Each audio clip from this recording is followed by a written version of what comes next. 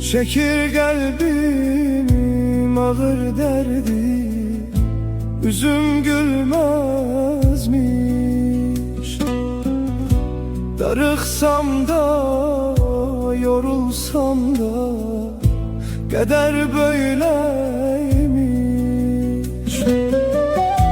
Canım kurbandı yatan canına, geleceğim bir gün senin yanıma.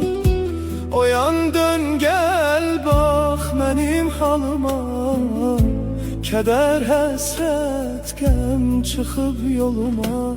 Sen kederin özü, ben gemi taşıyan,